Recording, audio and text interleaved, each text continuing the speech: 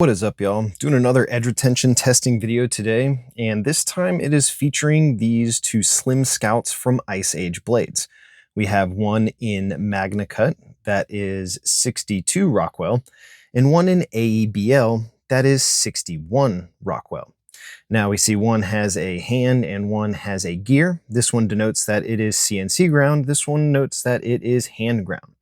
Now if we take a look on paper, AEB-L is a 3 out of 10, while magnacut is a 5 out of 10 or 11 on kind of the scale that they use to denote this edge retention. And we have that AEB-L is 2 points tougher than magnacut on those scales. So I kind of want to see how those really play out in some regular testing. Now these are kind of outdoor style knives, kind of like a bird and trout knife. And so instead of doing cardboard for these, for my regular test, normally I do 100 cuts through cardboard, 50 cuts through rope. What I want to do with these is I'm going to do 50 cuts, 50 feathering cuts through the same length of just some scrap wood with each of them, and 50 cuts through rope, and see how these retain their cutting edges. These are excellent little knives. They've got jimping all the way to these very fine tips, so they would actually make great bird and trout kind of field dressing, anything like that. Really excellent knives from Ice Age Blades. I'll link their website in the description below if anybody wants to check them out. But I was lucky enough to be able to get both of these exact knives in different steels to be able to just kind of check them both out. And so I was happy to do some kind of side-by-side testing with them. Now let's check the geometry because they are ground differently, and they do just have the factory edges. They might have just had some very light initial use on them. So the magnacut we have at 14 thousandths behind the edge at that point on it, and that is the hand ground. Now the machine ground in AEB-L at around the same point is looking at around 14 thousandths behind the edge. That is very impressively consistent between machine ground and hand ground. Great kudos for that. So these have the factory edges. They are both shave sharp. Like I said, I might have just done some like paper cutting with these, but we can see that is popping those hairs really well there.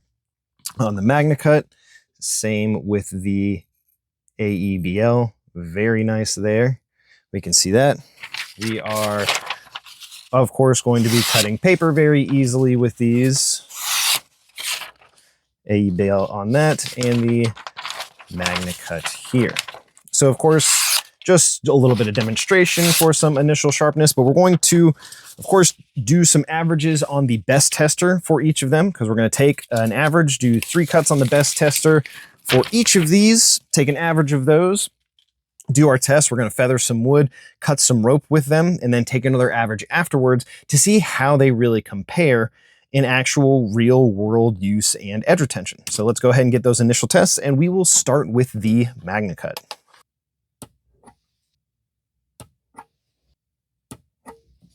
All right, and now for the AEB-L.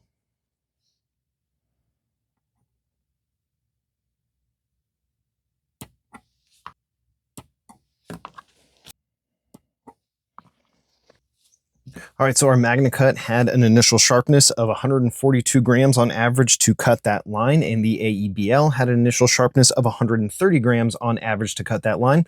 That is a pretty close range for these, so let's go ahead and make some cuts and come back and test again and see how they hold up.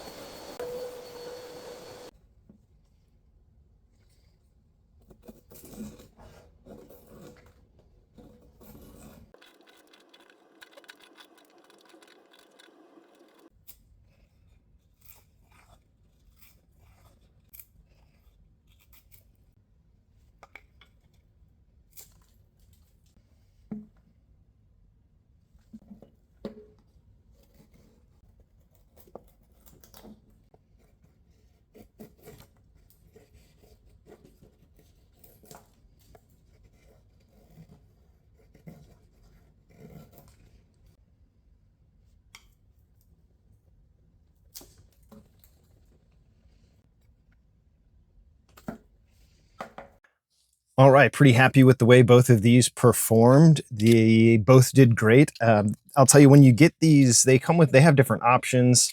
I think the AEB-L is all Kydex for now. I'm not sure. He has different options with sheaths, but he has different options with these scale materials as well.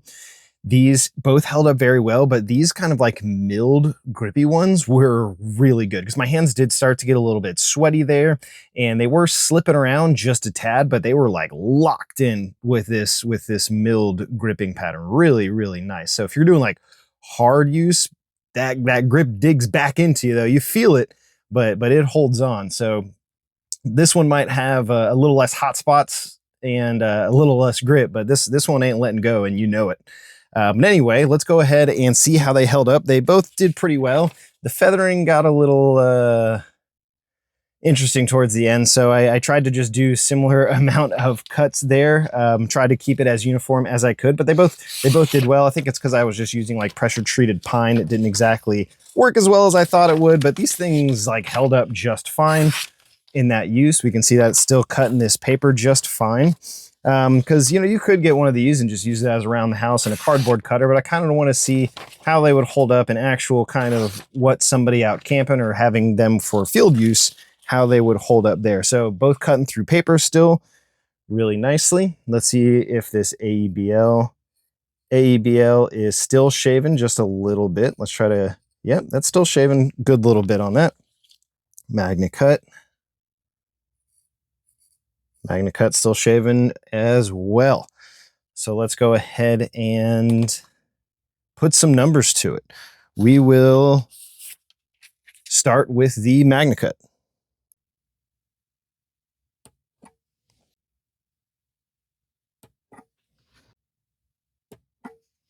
Now for the AEB-L.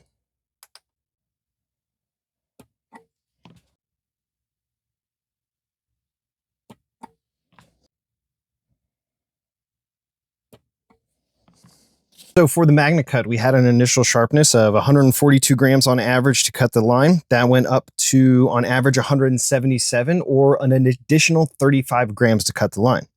For the AEB-L, we started at 130 grams. That went up on average to 180 for an additional 50 grams to cut the line, which I think is kind of funny because the sharpness on AEB-L is at a 3, and not sharpness, the wear resistance on AEB-L is at a 3, and magnacut's at a 5. Magnacut gained 30 and AEB-L gained 50. So like the ratio is pretty similar to the wear resistance as what we see on paper with these.